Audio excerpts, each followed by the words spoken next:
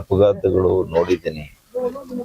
ಆದರೆ ಒಂದೇ ಗ್ರಾಮದಲ್ಲಿ ಒಂದೇ ಸಮುದಾಯದ 4 ತರುಣರು, ಯುವಕರು ಅವರು ಕನಸು ಅಂತ ವೇಳೆಯಲ್ಲಿ ಅವರೇ ಇವತ್ತು ಅಪಘಾತಕ್ಕೆ ಈಡಾಗಿ ಇವತ್ತು ಇಲ್ಲದೆ ಇರುವಂತದ್ದು ಅತೀವ ದುಃಖ ಆಗಿದೆ ನನಗೆ, ವೈಯಕ್ತಿಕವಾಗಿ ಕೂಡ. ಮತ್ತು ಒಂದು ತಾಯಿ, ಅವ್ರಿಗೆ 2 ಮಕ್ಕಳು, 2 ಗಂಡು ಮಕ್ಕಳು, ಇನ್ಯಾವ ಮಕ್ಕಳು ಇಲ್ಲ.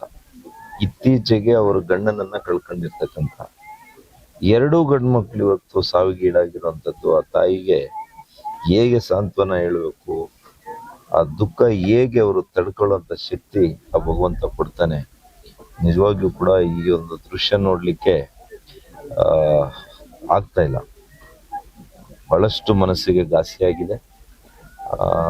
ಮಾತಿನಿಂದ ಹೇಳಲಿಕ್ಕೆ ಸಾಧ್ಯ ಇಲ್ಲ. ಇದು ಅಷ್ಟು ನೋವು. ಇವತ್ತು ಅಜ್ವಾರ ಗ್ರಾಮದಲ್ಲಿ ಶೋಕದ ವಾತಾವರಣ ಇವತ್ತು ನಾವು ನೋಡ್ತಾ ಇದ್ದೀವಿ. ಎಲ್ಲ ಗ್ರಾಮಸ್ಥರು, ಈ ಭಾಗದ ಜನರು ಇವತ್ತು ಈ ಒಂದು ಅವರ ನೋವಿನಲ್ಲಿ ಆ ನೋವನ್ನು ಹಂಚಿಕೊಳ್ಳಿಕ್ಕೆ ಎಲ್ಲರೂ ಕೂಡ ಬಂದಿದ್ದಾರೆ. ನಾನು ಇಷ್ಟನ್ನೇ ಹೇಳ್ತೇನೆ, ಯಾವ ತಾಯಿ ತಂದೆಗೂ ಕೂಡ ಈ ರೀತಿಯ ಪರಿಸ್ಥಿತಿ ಆಗಬಾರ್ದು. ಆದರೂ ಕೂಡ ಭಗವಂತ ಏನ್ ಇಚ್ಛೆ ಇದೆ ಗೊತ್ತಿಲ್ಲ ನನಗೆ.